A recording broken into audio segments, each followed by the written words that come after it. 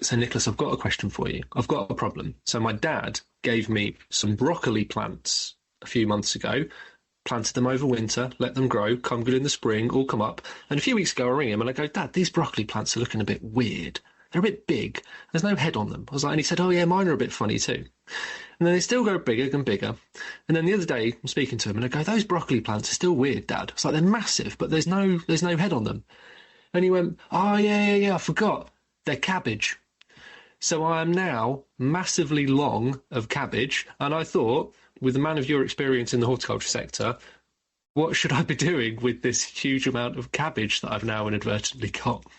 I have to say, before I can even address that, I must tell you that as a horticulturalist, when we were growing vegetables in Kent and we were running a cooperative called Kent Veg, we ordered on behalf of members 20 acres worth of bell peppers. And when they started to grow, they weren't round, they were long and thin. And it turned out that we'd ordered by mistake 20 acres of chilies. Now, what do you do with 20 acres of chilies? Much more difficult than cabbage, I can tell you.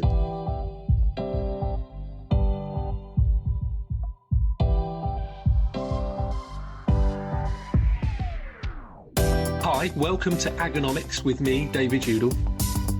A podcast that thinks it's more Viva Las Vegas, when in fact, in the cold light of day, it's simply a show that takes a responsible look at the economics of agriculture, but with a burning love for the subject. And I am partial to the odd shake, rattle and roll to keep things interesting. And even though I say so myself, this is actually a bit of a special episode, because I'm joined by AHDB Chair Nicholas Saphir. Now, he may not have left the building, but he's about to, as he's standing down very soon. So I thought it's now or never and asked him on the show. I want to get Nicholas's thoughts on what feels like is an already significant period of change for agriculture and what he's achieved for levy payers during his time with us. Don't forget to follow and subscribe to this show wherever you stream your podcasts to make sure you don't miss an episode. New shows drop Wednesdays at midday, and please get in touch. Love me tender, as it were. Comment on any of AHDB's social channels or send us an email, agonomics@ahdb.org.uk. So on this week's podcast, we've got a very special guest that we have our departing chairman, Nicholas Saphir. I mean, we just kind of wanted to just have a chat about agriculture as a whole. You've been chairman of AHDB for 5 years, just over. And so it's been a bit of a weird time for agriculture when you think of coming out of the Brexit negotiations, as well as COVID, inflation and everything that's happened recently, conflicts in Ukraine, etc. So it's been a very challenging time for agriculture. But what I'm interested in, Nicholas, from your perspective, is not only from the past 5 years, but I suppose from your history within agriculture and horticulture overall, what's your outlook for the sector? And we had some statistics recently from the NFU with regards to their the confidence of farmers being at an all-time low and significantly dropping in the last couple of years because of all of these effects. But long term, what's your view of sort of the farming sector in the UK? Where do you think we're heading? I mean, let me just go back for a second, and we'll come on to AHDB later. I started a long time ago. I've been involved in farming. I've been farming in South America and Southern Africa and Europe, as well as the UK. So I've been involved in countries where there has been no support, and countries where there is significant support, and countries which are totally dependent on exports, and countries where it was completely about supplying the domestic market. So I've seen a lot of significant change which hasn't happened in Britain. I mean, if you think about it, from the end of the Second World War through till now, we've actually lived in a protected agricultural world, for good or ill. So, before the Second World War, we were, 30% self-sufficient in food? Suddenly, we had to supply ourselves. Post the war, there was a short period of subsidy. Then we were into the end of rationing and the beginning of talk about should subsidy finish, shouldn't it subsidy finish in the 1960s. And then we joined the European Union. And by the grace of the French and the German farmers, British farming was pretty heavily subsidised. Now, in that context, you've got to think of countries like New Zealand, which removed all subsidy, but at the same time, of course, had a tremendous devaluation in the New Zealand dollar. So that made up for it to a great extent. You have other countries which are comparatively low on subsidies these days, like Australia, and countries which are extremely high on subsidies, like obviously Europe, but even America, where $30 billion a year is spent on supporting farmers. So we've got a very complex world situation, which we are suddenly entering post-Brexit. I remember the then Secretary of State for Agriculture, Owen Paterson, saying, if we leave Europe, farmers will be better off. And I wrote a letter at that point, pre-AHDB, I wrote a letter to the Farmers Weekly saying, beware false prophets, because it was quite clear that with all of the pressures on government in this country, in terms of, health service and social care, obviously, but potholes and now defence, money's tight. I suppose in a way you could say we've been through COVID and we've been through various other traumas, but I have to think forward and think we'd better get used to the idea that the world is changing very fast around us. And where we end up, you make a very interesting point about horticulture. Horticulture, by and large, was never subsidised. I mean, my fruit growing when I was farming in the UK wasn't subsidised at all. So we learned to deal with it, and we learned to deal with it in a much more integrated way with the marketplace. And the other thing I think is very important to recognise is that British farming is by and large focused on the domestic market. And the domestic market is pretty much an oligopoly of just a few major customers.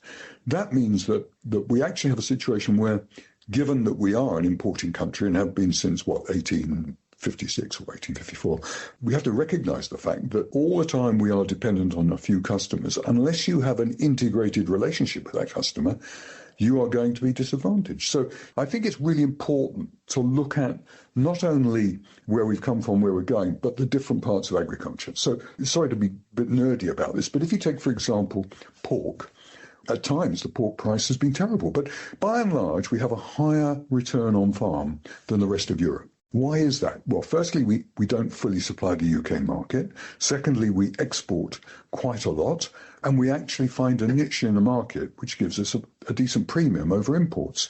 If you take dairy, on the other hand, we tended to run at 2p a litre on farm, less than the average in Europe. Why was that? Well, 50% of our milk goes into liquid, and liquid has become not the golden egg as it used to be, but it's become the price setter in supermarkets. So we've got different things happening in the marketplace which affect different crops. We've gone from being able to depend on reasonably good subsidies to underpin our agriculture to having to think much more in terms of business management, in terms of farming. You make an interesting point there about the long-term view of things and the societal view of things. So a few weeks ago, I was asked to go and give a presentation at the Farmers Club for their under-35s groups, kind of like an educational day. And they said, all we want is kind of a view of agriculture, just sort of, talk about the economics of the world at the moment. And I ended up after sort of, having a discussion with them for sort of 45 minutes or so, realising that I've just given them a pretty dystopian, negative view of the future of the world, because we're just talking about problems. And within those problems, there's opportunities. But the things that a government has to think about, as you've gone from, say, 50 plus years ago, the world is now a far more complex place. That I know in the 70s there were power outages and there were blackouts. And you can be kind of flippant with that and say, well, all right, the worst thing that happened in the 70s is you probably missed an episode of Coronation Street kind of thing in the evening, whereas a power outage now means that me and you wouldn't be able to do this podcast, as me and Martin, our producer, is at an event today, is spread in 3 different places of the country. A huge swathes of the economy would literally stop. You think of the recent power outages in Spain and Portugal, and the impact that has. Society has changed to the point where I don't think food is devalued, but other things have significantly increased in value, to mean that a government's view is now, and the pressure on government is now spread across a number of different things. And the money, as it were, the economy, whilst it has grown, is now at greater risk. And we've obviously had the financial crisis in 2008. We've had, from a UK perspective, we've had a relatively stagnant economy for the past 20 years. Let's face it, we're not in a period of boom like the, late 80s through early 90s and early, sort of late 90s into early 2000s. We've had a relatively flat economy. And that's the thing, I think, longer term with agriculture in terms of society, that if we want a a sustainable agricultural sector, we've got to understand that I don't think that the societal makeup of this country domestically is in a position to support that agricultural sector, because it doesn't have the income to be able to demand products. Me and my wife were at the in-laws at the weekend, and we went to a farm shop just north of Ipswich, and we spent about £60 on buying meat, purely because we were like, we just want to stock up the freezer with some nice cuts of bits and pieces. But you couldn't go there every week as part of your weekly shop, because if, for significant parts of the society, it wouldn't be affordable. So we're at this kind of weird balance where I think agriculture's, just facing far more challenges, and there's far more competition for funding. And then you move into the point of that sort of existential question about whether agriculture should have any funding, and is there any merit in going to that New Zealand model of taking out all subsidies? Does that actually promote efficiency and growth and productivity, because you get to that survival of the fittest? But it may not be the best thing from a food security perspective as well. Oh, gosh, unbundling that lot, David, is quite a lot. Let me just start on the cost of food. We are the third cheapest country in the Western world in terms of the amount we spend out of our disposable income on food and drink. That's a stunning situation. Only America and Singapore are cheaper than us in terms of disposable income spent on food. We spend 11, 12, 13%, and growing, of course, but 11, 12, 13%. And the French spend 30% more than us in terms of disposable income on food and drink. So you've got to recognise that we have a culture of cheap food. And that started 200 years ago. So there's nothing new in that. And it's based around being an importer, not being a home supplier. So we have a situation in this country where we, that is the population, demand cheap food. And yet we have an affordable food problem. So there is a bigger problem here than just the price of food, the return to the farmer. There's a societal problem. We're now spending, I don't know, when I first came into the industry a long time ago, we were spending 35% of our disposable income on food and drink. 35%. We're now down to 11, 12, 13%. So our priorities have changed. We're spending money in other areas rather than on food and drink. Now, that will change. Inevitably, food is going to get more expensive, whether it be UK produced or not. The other problem is that retailers in this country, during my peak time in terms of running a public company, was during the 1980s, 1990s, when supermarkets were desperate for high-quality, innovative food products. And we were able to command reasonable prices from UK supermarkets for being different or for being high quality. And we actually, in terms of UK farming, we did pretty well. Come the end of the 1990s, and the supermarkets were beginning to overcapitalise, that they were cannibalising each other because they were building more supermarkets. Then came Aldi and the discounters, and suddenly even the most innovative retailers had descended into the pit of being price conscious and trying to be the cheapest. So everybody is now looking for cheaper food, from customers to retailers, and that also is pressure on farming. An example of that, I was involved in farming, amongst other things, in Spain. And if you remember 18 months ago, when we had a shortage of cucumbers, for example, yep. Monoprix in France was getting cucumbers from Spain and putting them on the counter at £1 a cucumber more than Tesco in the UK. So Tesco's shelves were empty because they couldn't get supplies because they were too cheap, and were rationing by empty shelves. The French were getting cucumbers at £1 a cucumber more and were rationing by price. Totally different approach. I think that we are a different culture. Then the question is, will it change? I don't think so, because even America, with its extremely cheap food in terms of disposable income, look at the last election, a lot of it was about food prices. And when you come back to the point about subsidies, the demand on the public purse is extreme. We have to go back to the 1960s when, at the end of rationing in 54, people started talking about should the Exchequer, should the Treasury be spending so much time on farmers to produce more. This isn't a new debate, but it's a debate that went quiet for a period of 50 years. You have to recognise that we're going into a period when we have to think quite differently. So let me just give you, and I'm sorry for this monologue, but give you a little bit of an example, David. One part of my background is not horticulture, it's dairy. And if you look at what's different about UK dairying, as I said, 50% of our milk goes into liquid. It tends production towards flat profile. So if you are producing milk throughout the year, it means that you're actually producing expensive milk. If you go to New Zealand, New Zealand's exports in dairying tend to be long life products. So they can go for spring production, which is cheap, put it into long life and sell it as a commodity in world markets. So here we are producing milk pretty expensively because of the customer profile. We're actually then saying that that pretty expensive product is not producing a high enough premium. And if we look at, for example, the Irish, there they are sending 30,000 tonnes a year of butter to the States, produced off spring milk. And I mean, Kerrygold's the number 2 brand in the States, amazingly.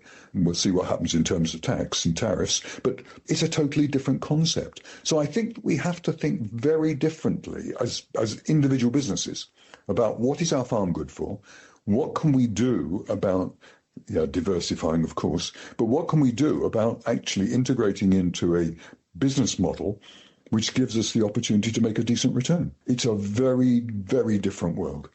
And I think the interesting thing you make there is around, I think, the proportion of spend. And you look at that from a government perspective of saying, well, if we're spending 13% of income and you compare that to French, let's say 30% of disposable income, there's an opportunity cost there that if we go, okay, fair enough, well, we're just going to make sure that people, from a society perspective, are understanding food, are spending more on food, therefore are healthier. There's benefits of being healthier because that's less of a burden on the NHS. Therefore, long term, you can say that's less of a tax burden. So you could, work out a plan of going, we can spend now to save later, but you need to change your food habits in order to get around there. But in order to do that, people have got to stop spending money on something else. So they've got to stop spending money on service industries, entertainment industries, etc. And then you have that knock-on GDP effect where you go, well, we're taking GDP from this area over here and we're just going to put it into this area here, and it may not actually balance in the same way. You look at countries around the world of how their economies are fixed, and you have certain economies that historically have been agricultural-led economies, like you said, New Zealand, Australia, the US, to a certain extent, is a significant agricultural economy. If you look at the scale of the USDA, from a UK-based perspective, we've been a service-based economy pretty much for our existence. We have delivered things to other people. We've made products. We've manufactured things through the Industrial Revolution. That was our economy then. And then we've moved into service economy where we've got a brilliant banking and finance sector because we made loads of money off that other stuff. Let's go and sell that as a service. We've never actually been an agricultural orientated economy for it to be a significant part of policy going forwards. If I tell you in 1784, a Frenchman, Duc de Fontainebleau, sent his son to Norfolk and Suffolk to learn about agriculture, we were actually pioneering the second agricultural revolution. The things he wrote in his diary about the difference between the brilliance of British agriculture and the rotation, the Townsend rotations and turnip Townsend and the breeding of beef stock, he said, we, the British, are miles ahead of what was happening around the world, and we exported that. So we were at one point a powerhouse of agriculture. Yes, it is true that we then became a powerhouse of the Industrial Revolution earlier than anybody else and urbanized. And at that point, the politics changed. And that's why you had the repeal of the Corn Laws. That's why you had imports. And let's not forget, the British Empire was essentially, apart from India and the Far East, was essentially an empire of temperate countries. So Australia, New Zealand, Canada, countries that could produce products, sometimes out of season, produce products that we could produce here.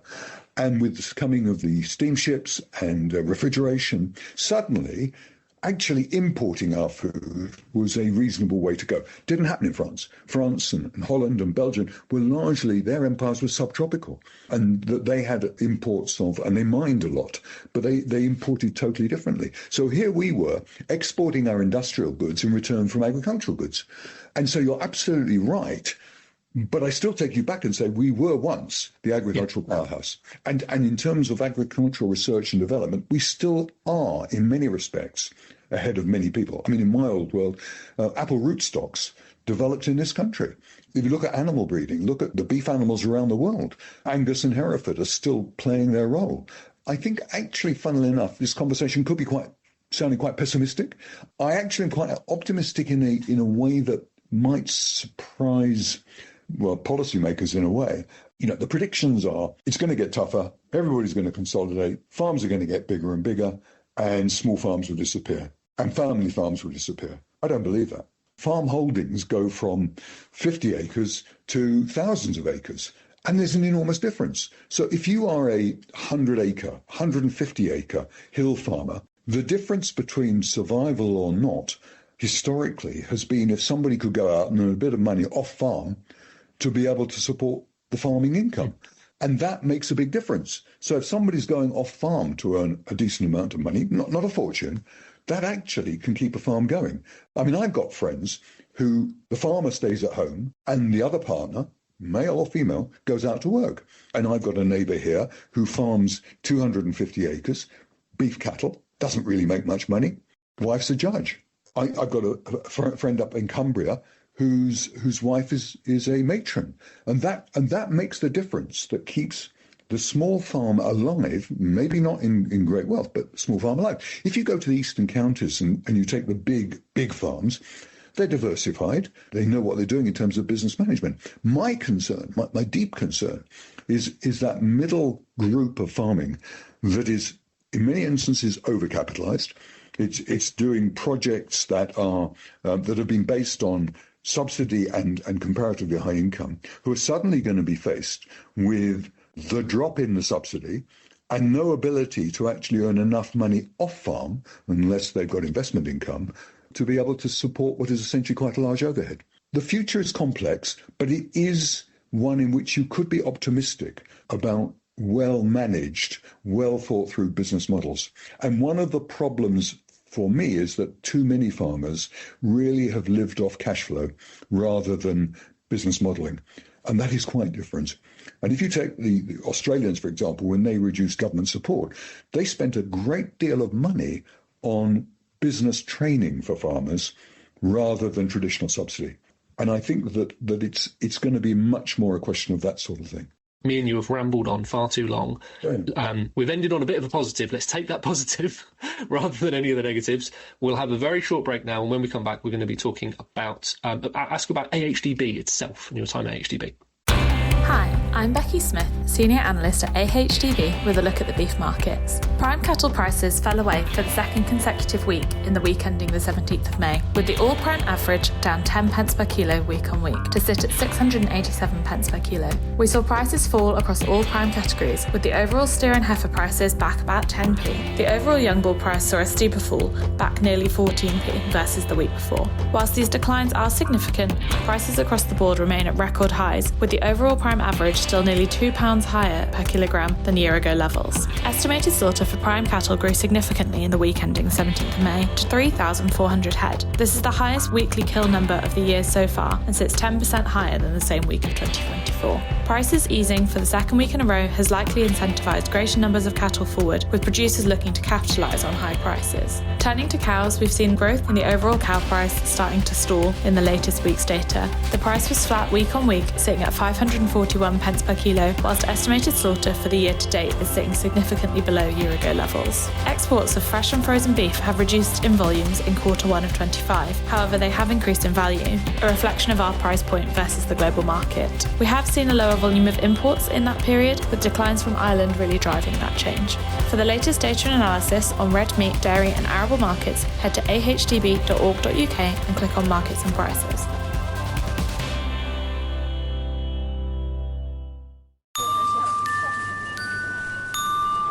If you're in the market for another podcast to subscribe to, then look no further than our Manager's Special, AHDB's Food and Farming podcast.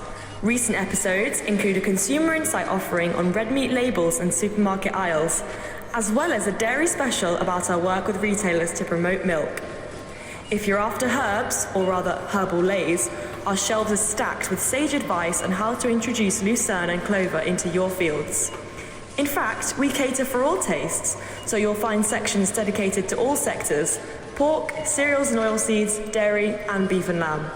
And don't forget our middle aisle, where you can often pick up a bargain episode you didn't know you needed to listen to. Search Food and Farming wherever you get your podcasts. AHDB thanks you for your custom.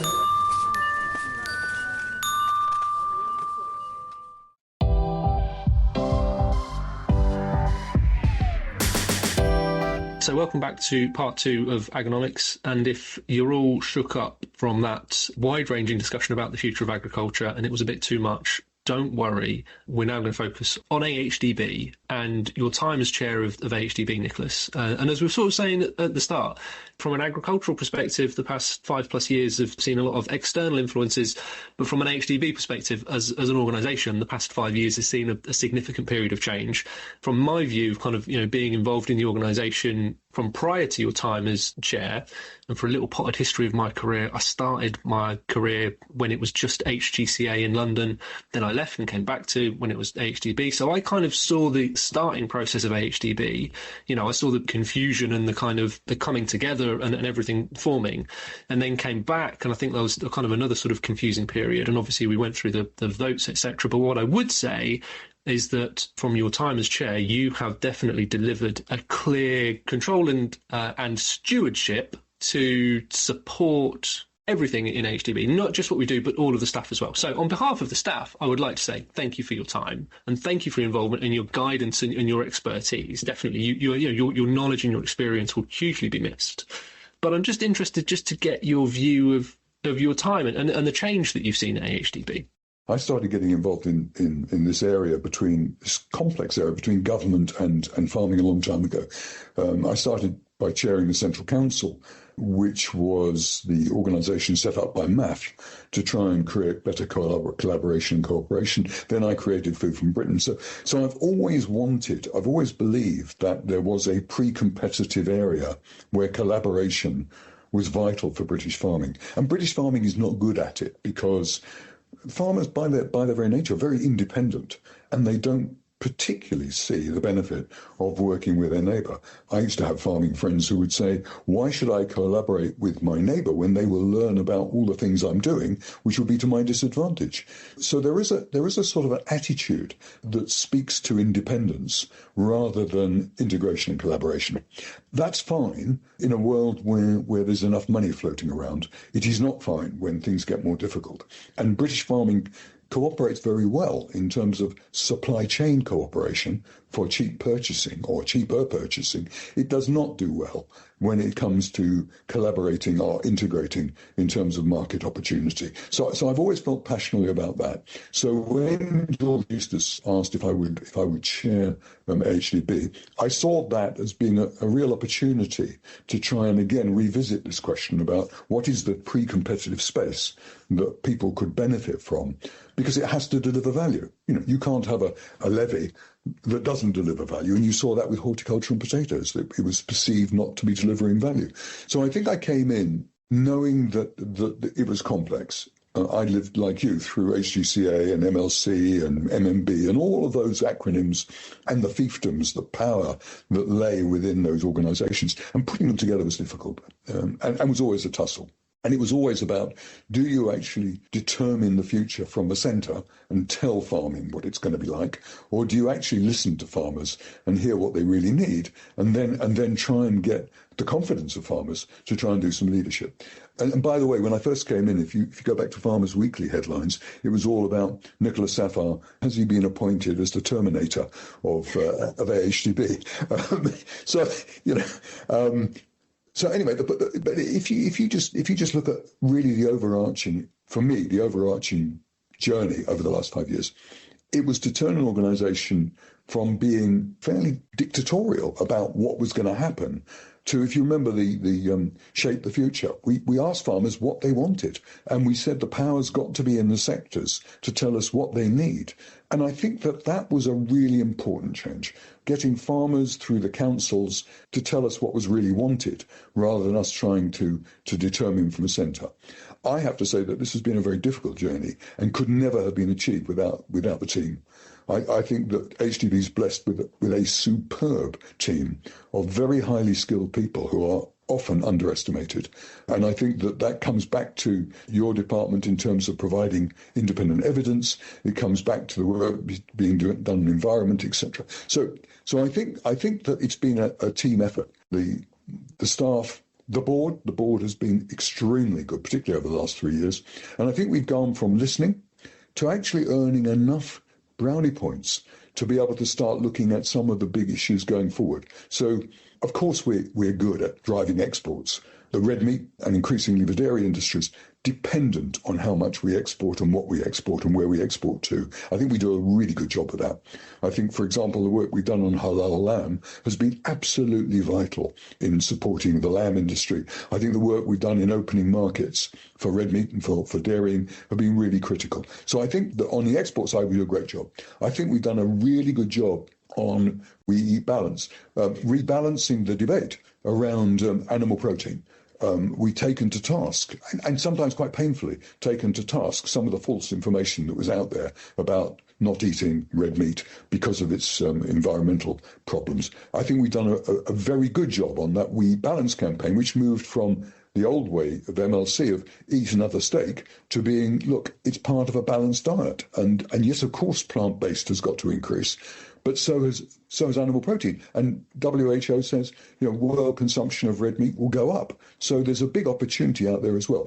On the arable side, more complex because it's essentially a commodity market. I think that the work we do on RB209, the work we do on the recommended list, these are really critical pre-competitive areas that people don't really hear about because it's the agronomists who tell the farmer what they think, and that all comes by and large from our independent work. So I think we've done a really good job, the team's done a really good job over the last 3 to 4 years in delivering to our levy payers the support we should do in terms of pre-competitive activity. Now comes the big opportunity. Having got to that level, I think that the work we're now doing, for example, on baselining carbon sequestration, the work we're doing on trying to open up in terms of a data exchange so that farmers have more control over the data that's increasingly going to be demanded of them. These are projects that are going to be absolutely critical in defining the future for many British farmers. The arc has been very deliberate. I set it out at the beginning when we met as a board, and that was to listen, to deliver, to get confidence, and then to move across the sectors into areas where we can start looking at things like the environmental challenges and deliver on behalf of British agriculture, all in the pre-competitive space. If somebody else can do it commercially better than us, that's fine. But in the pre-competitive space, I really do believe we're critical. Remember, we actually spend nearly £50 million a year of levy payers' money. Now, the government says it's a parafiscal tax, and they behave that way. And farmers say, it's our levy, it's our money, and they behave that way. So we are in that very difficult, complex world of trying to balance the two. I think we're learning to do it. And if I leave the organisation feeling that it's comfortable in managing all of that, I will be deeply satisfied. You've set a nice benchmark for your successor to go off then. We can use that almost as their job profile, can't we? And mark them against it in terms of how they do. No, I don't think so. I mean, okay, so let's put that in context. Look, I always said that I would do a few years, and I could have gone on and done 2 terms, but 5 years is about the length of time, I believe, not as executives, but as chair. I think 5 years is a good time, and I think it needs new thinking. So I'm hoping that the new chair does come in, not use what I've just said as a guideline, but comes in, recognises the strengths, and takes it even further. New thinking. I think that the key thing is as well, I think there's a huge amount of work that AHDB does, like you said, which is not purposefully hidden in any way, because we don't have any intention to purposefully hide anything, but things that happen which we probably don't actually promote enough and don't say enough of what we do, because it is often behind the scenes or involved in other things, or it's our data that's used and built in. I'd go back to 3 years ago when we were at the height of the impact of the Ukraine conflict, and the almost daily phone calls that I was getting from all different people within government and DEFRA at all different levels of, what's the wheat price doing today? Is the price of a loaf of bread on the shelf going to increase? And you're having to discuss those things. And a lot of those things actually were areas where you never would have seen the impact, because a lot of the information we were putting through for things like that was preventing from people from doing things. And we're preventing those things which may have had a negative impact on levy payers, of which never gets discussed about, because, we've prevented that headline in the Sun that says that I'm picking on the Sun there as a tabloid, but there's other tabloids available just in case anyone questions us, that says bread price is going to go up to £5 a loaf, etc. It's our evidence that in some instances prevents those things happening, but we don't often go and shout about it. And there's lots of other instances of those kind of things whereby I think there's a huge sunk benefit of AHDB with regards to the independence and the data and the insights. And this isn't just from a government perspective. I think it's probably weighted towards government as well because of their requirement, but across all areas of industry and from a levy payer perspective itself, from probably slightly talking about stakeholders and supply chain, etc. But there's that huge sunk benefit of that historical independence that we've got and that historical knowledge that we've got that's built in, that's been passed through. We've been involved in so many things over such a long period of time that we have a huge wealth of information. And the challenge that we've always got is we have voices of AHDB and we've got a huge amount of stuff to go out there. What we need to do is encourage our levy payers to, and I think they are seeing this now, to come to us and ask and say, I need to know about this. What's going on? And that's what I've said of where I want the economics department to be. I either want them to be the first place that people go to find out the information, or the first place that they go to when they've heard the information. So they're either coming to us to find out what's going on, or someone said, "Have you seen the beef price this week?" And they go, "I'll go and have a look at HDB." And we can be that place where we're that. We're not the oracle, we're not the answer to everything, but we're always there as that supportive, independent arm that can help to inform everyone. So one thing you haven't said in all of this is nearly a celebration of your leaving the organisation. So we're both going, congratulations to you in becoming managing director of Promar. I think that's really fantastic, and you deserve that, by the way. But what I was going to say was that you are right. I think that what we have created, what you have created, what the team's created, what Sarah's created, is a fantastic resource. When I first took on the chair of AHDB, an ex-AHDB employee who now heads up the American Embassy in London on data and evidence, Steve said to me, without AHDB, we, the USDA, would not have the information we have that allows us to analyse opportunities around the world and in the UK in particular. And I was thinking about that, and you're thinking, there's a madness here. The USDA produces some of the best international evidence about what is going on in the world in terms of agriculture. Here we are, funded by farmers, producing the equivalent in the UK. And one of the things I've said to government, and I have increasingly said to government, and it's coming to a point now, where we have a resource, you're right, we have a resource that can be of much greater use in terms of helping them define future policy and the implications in modelling that would actually make the results more likely not to have unintended consequences. And they are beginning to have that conversation with us. And I think that is a sign of how important our evidence resource really is for the future. Your point about it's an unsung success. Yeah, it will always be an unsung success. AHDB will always be there in the background supporting, because the minute it actually starts coming up front and trying to lead in a very, very open way, it bumps itself into the fragmented powerhouses of agriculture. And our job is to actually try and bring collaboration together rather than try and lead from the front. Now, that might be a very pathetic way of looking at it in a way, but I do believe our job is a service to the industry. We are here to serve. We're not here to determine the future. We can't lobby. We should not lobby. That's why we're independent in terms of our evidence. But we have a resource that is absolutely critical for the British agricultural future. And that is a perfect place to finish. Nicholas, thank you for your time. Thank you for being on the podcast. For those that were listening, there was a few sprinklings of song titles that we had in today, as ever, and we thought we'd go for a classic. It was the King, Elvis Presley. We all love a bit of Elvis. But Nicholas, thank you. It's now time for us to enter Heartbreak Hotel as we depart AHDB. But thank you for your time on the podcast. Thank you, David.